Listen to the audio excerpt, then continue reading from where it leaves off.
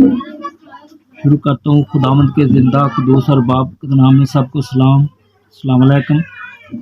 आज हम खुदावंद के ज़िंदा कलाम में से पैदाइश की किताब के बारे में पढ़ेंगे। पैदाइश की किताब, खुदा ने इब्तिदा में ज़मीन और आसमान को पैदा किया। पैदाइश की किताब पहला बाब पहली आयत। तारफ़, काश हम अपनी ज़िंदगी की इत्मीनान और तकलीफ़ के बगैर बसर कर सकते, लेकिन इसके बरक्स हम क्या देखते हैं? ख़ानदानी झगड़े, ज़लज़ले जो इमारतों को गिराते और लोगों को हलाक करते हैं, सैलाब जो मकानों और ख़ानदानों को बहा कर ले जाते हैं, बीमारियाँ, चोरियाँ, पार्टीबाजियाँ वगैरह वगैरह। अगर इंसान गुनाह ना करता तो इस किस्म की मुश्किलात से कभी दो चार ना होता। पैदाइश की किताब में ये भी बताया गया है कि गुनाह नस्ल इंसानी में कैसे दर आया। ताहम ये किताब सिर्फ यही बताने पर इक्तफा नहीं करती, बल्कि गुनाह से निजात देने वाले की तरफ भी इशारा करती है। अगर मलेरिया में मुब्तला कोई बीमार किसी डॉक्टर के पास जाए तो मुमकिन है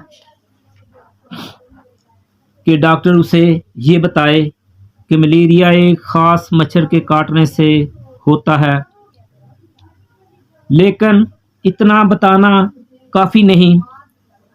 मरीज़ की ज़रूरत इससे ज़्यादा है, उसे इलाज की ज़रूरत है।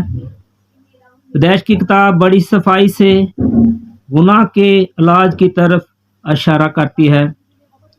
पहला इशारा 3 बाब 15 आयत में पाया जाता है, जहाँ खुदा एक ऐसे शख्स को भेजने का वादा करता है जो शैतान और गुनाह पर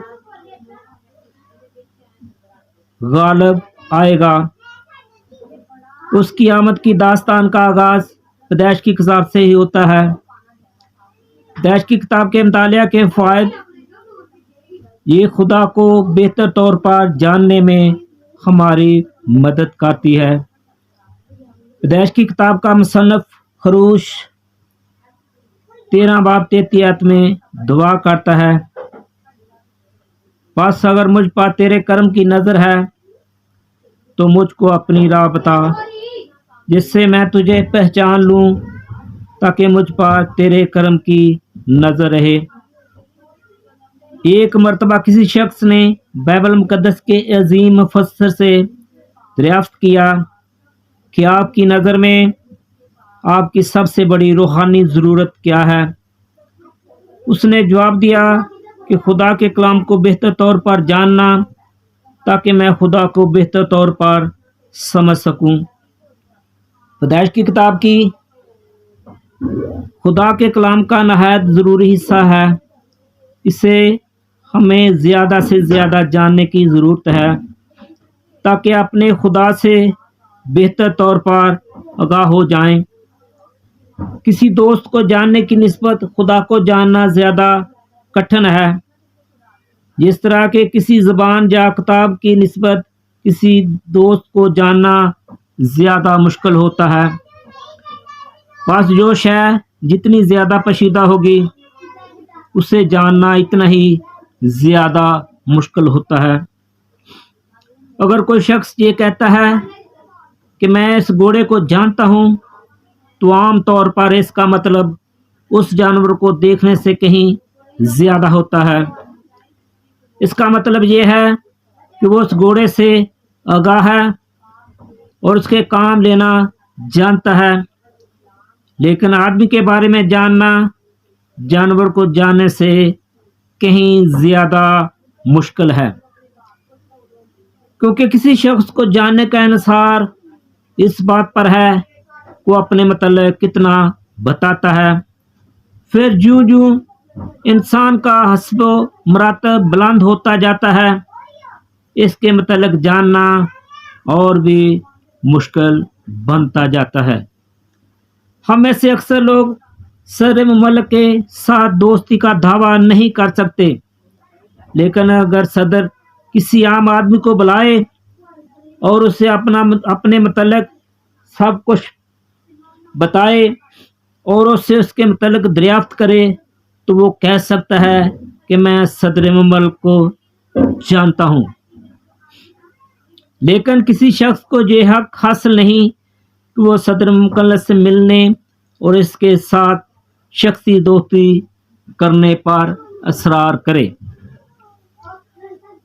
اب چونکہ خدا کا مرتبہ کسی بھی صدر مملک سے کہیں بڑا ہے، کیونکہ وہ دنیا کا خالق و مالک ہے، اس لیے اس کے متعلق جاننا اس کی مخلوق کے نسبت اور بھی زیادہ مشکل ہے۔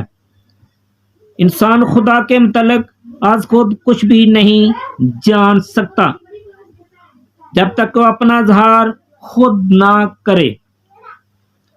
خدا نے اپنا اظہار اپنے کلام کے ذریعہ کیا ہے تاکہ انسان اس سے جان سکے۔ اس نے اپنے متعلق جو کچھ بتایا ہے اس کا بہت سا حصہ پیدائش کی کتاب میں پایا جاتا ہے۔ خدا کے باقی کلام کو سمجھنے میں ہماری مدد کرتا ہے۔ بائبل مقدس کی بڑی بڑی تعلیمات میں سے اکثر کا ذکر پہلی مرتبہ پیدائش کی کتاب میں کیا گیا ہے۔ اس میں ایمان کے ذریعہ راست باز ٹھہرانے، خدا کے لوگوں کا چناؤ، شادی، گناہ، کفارہ، خاندانی زندگی اور متعدد دیگر باتوں کا پہلی مرتبہ ذکر ہوا ہے۔ پیدائش کی کتاب کو عام طور پر بائبل کی کیاری کہا جاتا ہے۔ کیاری اس قطع زمین کو کہتے ہیں جس میں پنیریاں اگائی جاتی ہیں، پھر ان پنیریوں کو اکھاڑ کر کھیتوں میں لگاتے ہیں۔ یہاں ان کے بڑھنے کے لیے کافی جگہ ہوتی ہے۔ بائبل کی متعدد تعلیمات پیدائش کی کتاب میں مشل چھوٹے پودوں کے سیدھے سادے طریقے سے بیان کی گئی ہیں، اور پھر انہیں بائبل کی دیگر کتابوں میں زیادہ تفصیل سے بیان کیا گیا ہے۔ بائبل کی اکثر تعلیمات کو صحیح طور پر سمجھنے کے لیے اس کا پس منظر جاننا ضروری ہے۔ مثلا ہم رومیوں کے خط میں پولس رسول کے ایمان کے ذریعہ راست باز ٹھہرانے کی تعلیم کو اس وقت تک نہیں سمجھ سکتے جب تک کہ ہم پیدائش کی کتاب میں ابراہیم کے متعلق نہیں پڑھتے۔ اسی طرح مسیح کا آدم ثانی ہونا ہماری سمجھ میں نہیں آ سکتا جب تک کہ ہمیں پہلے پیدائش کی کتاب سے آدم اول کا علم نہ ہو۔ اس زمن کے مزید مسائل بھی پیش کی جا سکتی ہیں جن سے ثابت ہوتا ہے کہ بائبل کی دیگر حصص کو سمجھنے کے لیے پیدائش کی کتاب کا علم ضروری ہے۔ یہ برادران اسلام کے ساتھ بات چیت کرنے میں مدد کرتی ہے۔ 1972 میں یونائٹڈ بائبل سوسائٹی نے اسلامی ممالک میں خدمت کرنے والے مسیحیوں سے دریافت کیا کہ ان کی نظر میں عہد عتیق کی کون سی کتاب مسلمانوں کے میں استعمال کرنے کے لیے سب سے زیادہ اہم ہے۔ اس نے جواب دیا کہ پیدائش کی کتاب گواہی کے لیے ضروری ہے کہ ہمیں علم ہو کہ ہم نے کون کون سے اثرات مشترک ہیں۔ مسیحیت ہونے کے باعث اسلامی تعلیمات اور رسم و رواج سے متاثر ہوتے ہیں۔ اس لیے ضروری ہے پیدائش کی کتاب کے بارے میں مسیحی اور مسلم اعتقادات میں جو فرق پایا جاتا ہے مسیح اس سے آگاہ ہوں۔ دو اشخاص میں دوستی کے لیے کوئی نہ کوئی قدر مشترک ضرور ہونی چاہیے، اور ان میں سے جتنی زیادہ باتیں مشترک ہوں گی ان میں اتنی ہی زیادہ مفاہمت ہوگی۔ جب ہم ریل گاڑی یا بس میں سفر کرتے ہیں تو عام طور پر اپنے ساتھی مسافر سے باتیں شروع کر دیتے ہیں۔ اکثر دو اجنبی آپس میں گفتگو کرنے لگتے ہیں۔ یہ کیسے ممکن ہوتا ہے؟ آپ نے دیکھا ہوگا کہ وہ ایک دوسرے سے سوالات کرتے ہیں جہاں تک کہ انہیں کوئی مشترکہ بنیاد مل جاتی ہے۔ سوالات کرتے جہاں تک کہ انہیں کوئی مشترکہ بنیاد مل جاتی ہے۔ شاید وہ ایک ہی علاقہ سے تعلق رکھتے ہیں، یا ان کو کوئی مشترکہ دوست ہوتا ہے، یا ان کا پیشہ ایک جیسا ہوتا ہے۔ اکثر دو اشخاص کا مذہبی نقطہ نظر ایک دوسرے سے قطعی مختلف ہو تو ان کے لیے اپنے اعتقادات پر دوستانہ طریقہ سے تبادلہ خیال بہت مشکل ہوتا ہے۔ پیدائش کی کتاب میں جن باتوں پر ہمارے دوستوں باہم اعتقاد رکھتے ہیں ان پر غور کریں۔ خدا نے زمین و آسمان کو پیدا کیا۔ اسحاق ابراہیم کا بیٹا ہے۔ آدم نے خدا کی نافرمانی کی۔ ابراہیم خدا کا نبی ہے۔ آدم ہوا باغ عدن میں رہتے تھے جہاں گناہ نہیں تھا۔ خدا نے نوح کے زمانہ میں صلاح بھیجا اور یعقوب یوسف کا باپ تھا، وغیرہ وغیرہ۔ جب ہم یہ مسلمان بھائیوں سے اس قسم کے مشترکہ باتیں ہیں تو ان کے ساتھ دوستی آسان ہو جاتی ہے، اور جب ہماری تمام پڑوسیوں سے دوستی ہو جاتی ہے تو پھر ایسے مواقع آتے ہیں کہ آپ انہیں گناہوں کے بارے میں، خدا کی تجویز کے بارے میں کچھ نہ کچھ ضرور بتا سکتے ہیں۔ مصنف پیدائش کی کتاب میں ہمیں بتایا گیا ہے کہ اس کا مصنف کون ہے۔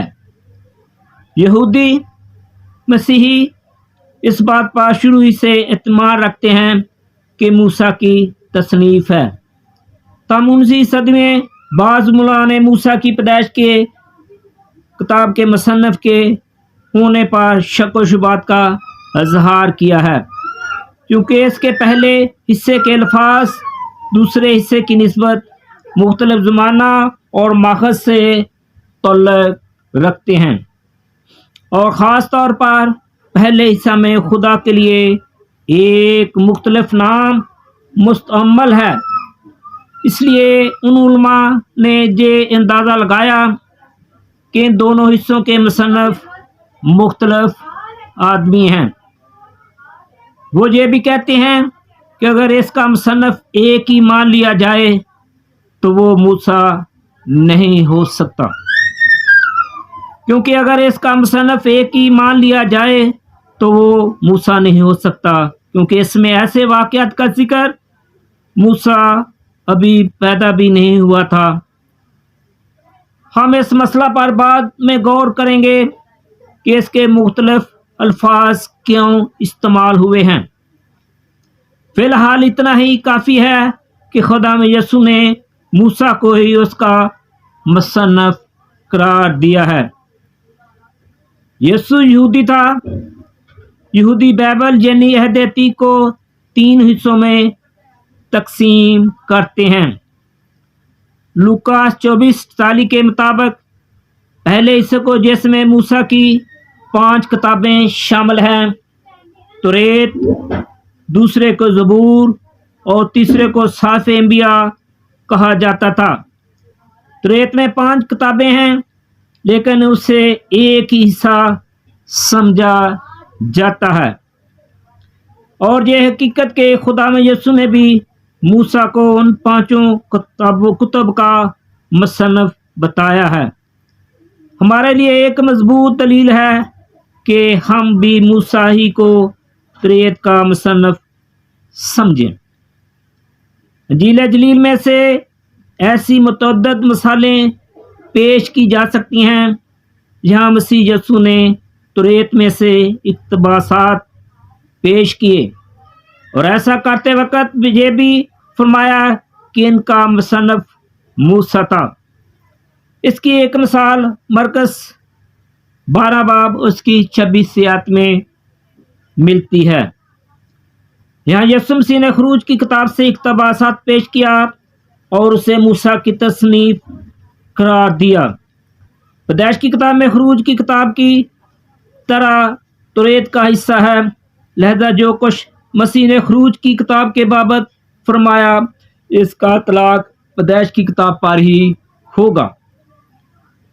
اس حقیقت کے علاوہ کہ توریت موسیٰ ایک اکائی کی صورت میں سمجھی جاتی ہے اور کہ مسیح نے بھی موسیٰ ہی کو اس کا مصنف بتایا ہے، ہمارا اس بات پر ایمان رکھنے کی کہ موسیٰ ہی کی پیدائش کا مصنف ہے، اور یہی وجوہات ہیں۔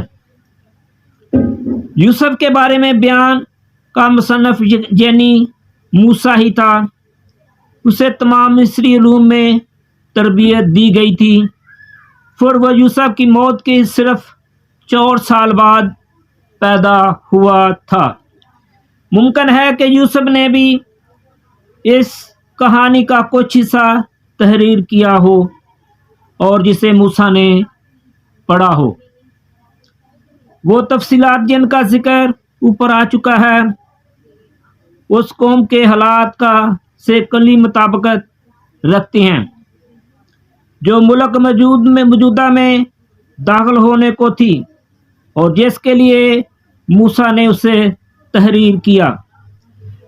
خروج کی کتاب وہیں سے شروع ہوتی ہے، یہاں پر پیدائش کی کتاب ختم ہوتی ہے، اسے پیدائش کی کتاب کے مندرجات کے بغیر سمجھا نہیں جا سکتا۔ پیدائش کی کتاب میں شروع سے آخر تک مقصد میں کامل ہم آہنگی پائی جاتی ہے۔ اس کا مطلب یہ ہوا کہ جس شخص نے پہلے 66 ابواب تحریر کیے اسی نے آخری 4 ابواب بھی تحریر کیے۔ بس جب یہ مانا جاتا ہے کہ موسیٰ نے آخری 14 ابواب لکھے تب یہ اندازہ لگانا فطری ہے کہ پہلے 66 ابواب بھی اسی نے ہی لکھے تھے۔ پیدائش کی کتاب کی فطری تقسیم۔ پیدائش کی کتاب کو 11 بڑے حصوں میں تقسیم کیا گیا ہے۔ ہر ایک حصے میں ایک آیت ایسی ضرور آتی ہے جس میں ایک خاص عبرانی الفاظ استعمال ہوا ہے۔ وہ لفظ تولید اور اس کا مطلب تولید یا پیدائش ہے، لیکن اردو میں اس کا ترجمہ مختلف طریقوں سے کیا گیا ہے، اس لیے یہ معلوم کرنا مشکل ہے کہ ان 11 آیات میں سے ایک ہی لفظ مستعمل ہے۔ عبرانی لفظ تولدت یہاں عام طور پر خاندان کی طریقے پیدائش کو بیان کرتا ہے۔ یہ اس حصہ میں بیان کردہ خاندان کی تاریخ کے شروع کی طرف اشارہ کرتا ہے۔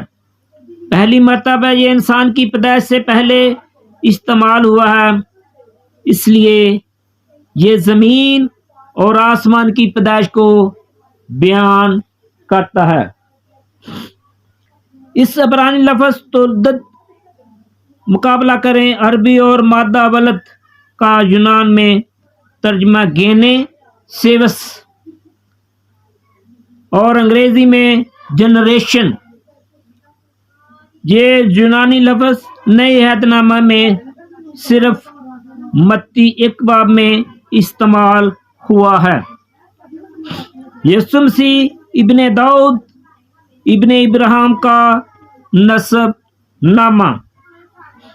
ایسا معلوم ہوتا ہے کہ اس وقت پیدائش کی کتاب اور دیگر تحریرات میں یہ لفظ کتاب یا کتاب کے حصے کے مصنف کو ظاہر کرنے کے لیے استعمال ہوا ہے۔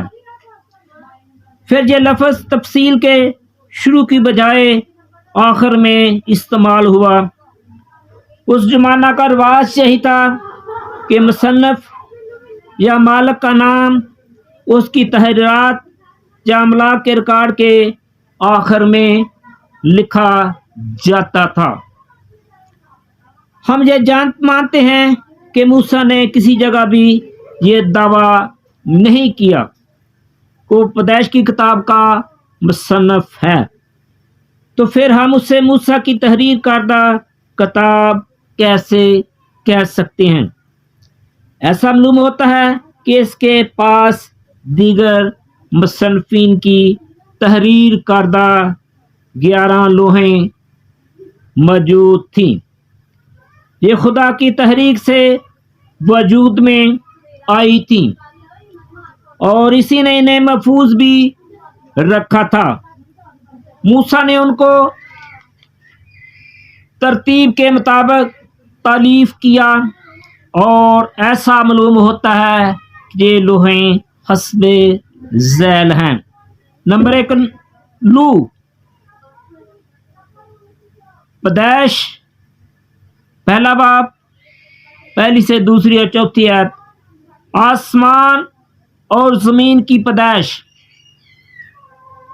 لوح 2، دوسرا باب، 5 باب، 5ویں تا 6ویں آیت۔ انسان کی پیدائش، نمبر 3، لوح 3، 5واں باب، 3 تا 6 تا 9، نوح کا نسب نامہ۔ لوح 4، 6 باب، 9 تا 10 تا 1، نوح کے بیٹوں کی اولاد۔ نمبر 5، 1، 2 تا 11، 10، سم کا نسب نامہ۔ نمبر 6، 11، 10 تا 11، 27، تاریخ کا نسب نامہ۔ لوح 8، 25، 13 تا 25، 19، اسماعیل کا نسب نامہ۔ لوح 8، 25، 13 تا 25، 19، اسحاق کا نسب نامہ۔ لوح 6، 25، 9، 26، 1، عیسو کا نسب نامہ۔ لوح 10، 36، 2 تا 36، 9، عیسو کا نسب نامہ۔ لوح 11، 26، 10 تا 37، 2، یعقوب کا نسب نامہ۔ قدیم بائبل میں مٹی یا پتھر کی تختیوں پر لکھا جاتا تھا، لیکن ان پر بہت زیادہ مواد نہیں لکھا جا سکتا تھا۔ اگر مٹی کی تختیاں بڑی بڑی ہوتی تو وہ آسانی سے ٹوٹ جاتی تھیں، اور پھر پتھر سے بڑی بڑی تختیاں بنائی جاتی تھیں تو وہ اس قدر وزنی ہوتی تھی کہ انہیں ایک جگہ سے دوسری جگہ لے جانا مشکل ہوتا تھا۔ پس طویل بیان کے لیے متعدد تختیاں استعمال کی جاتی تھیں، لیکن اس میں ایک بات یہ تھی چونکہ کتاب کی طرح انہیں صفحہ بے صفحہ نہیں باندھا جا سکتا تھا، اس لیے ان کی ترتیب کا سلسلہ الٹ پلٹ ہونے کا زیادہ خطرہ ہوتا تھا۔ پس لوگوں نے ترتیب قائم رکھنے کے لیے ایک طریقہ نکالا اور ہر تختی پر عنوان لکھ دیتے تھے اور اس کے شروع میں وہی الفاظ یا محاورے لکھ دیتے تھے جو پہلی تختی کے آخر میں تھے۔ مزید مصنف کا نام بھی تختی کے آخر میں لکھا جاتا تھا۔ غالباً یہی طریقہ پیدائش کی کتاب کی ان 11 تختیوں میں استعمال کیا گیا جو موسیٰ کے پاس تھیں۔ اس طرح موسیٰ نے اپنے ماخذوں کو صاف طور پر ظاہر کر دیا تھا اور انہیں شاذ کے نام بتا دیتا ہے جن کے پاس اول یہ تختیاں تھیں۔ یہ قیمتی شخصی تواریخ سینہ بہ سینہ نہیں ملی تھیں بلکہ مرقوم تھیں۔ ابراہیم سے پیشتر فن تحریر ایجاد ہو چکی تھیں اور عام لوگ اس سے واقف تھے۔ یہ بات بڑی دلچسپ ہے کہ غیر اقوام کے قدیم ترین مخطوطات میں تخلیق کائنات اور نوح کے طوفان کا ذکر عام ہے۔ تیج 2 باب 4 باب میں ملاحظہ فرمائیں، یہ ہے آسمان اور زمین کی پیدائش جب وہ خلق ہوئے۔ یہ پیدائش کی کتاب کی پہلی تختی کے آخر میں ہے۔ دوسری تختی بھی اسی قسم کے الفاظ سے شروع ہوتی ہے۔ جس دن خدا نے زمین اور آسمان کو بنایا، دوسری تختی کے آخر میں 5:1 میں یوں مرقوم ہے۔ یہ آدم کا نسب نامہ ہے۔ تیسرا حصہ 5:6 آدم کے نام سے شروع ہوتا ہے۔ جس دن خدا نے آدم کو پیدا کیا، پس اگر کسی کے پاس متعدد قدیم تختیاں ہوں تو وہ نہایت آسانی سے اندازہ لگا سکتا ہے کہ ان کی ترتیب کیا ہے۔ تیسری تختی کے نوح کے نسب نامہ سے اختتام پذیر ہوتی ہے، جبکہ چوتھی تختی کے شروع میں یوں لکھا ہے کہ نوح مرد راست باز اور اپنے زمانہ کے لوگوں میں سے بے عیب تھا۔ اگر آپ باقی تمام حصوں کی پڑتال کریں تو آپ کو معلوم ہوگا کہ ہر تختی میں اسی نمونہ کی پیروی کی گئی ہے۔ صرف آخری تختی کے آخر میں اور آخری حصے کے شروع میں یہ طریقہ اختیار نہیں کیا گیا۔ آخری تختی یعقوب کے نسب نامہ سے ختم ہوتی ہے، لیکن 37:3 باب میں یعقوب کا نام نہیں آتا، بلکہ یہ یوسف کا ذکر کرتی ہے۔ پیدائش کی کتاب کے آخری ابواب غالباً موسیٰ نے خود تحریر کیے۔ ان میں خاص کردار یوسف ہے۔ یوسف نے عنوان شباب کے بعد کی زندگی مصر ہی میں بسر کی تھی، اور موسیٰ نے بھی اپنی زندگی کے پہلے 40 سال مصر میں گزارے تھے۔ یہ بات یقینی ہے کہ اس کے رسائی یوسف اور جشن کے علاقہ میں بنی اسرائیل کے بارے میں ریکارڈ تک تھی۔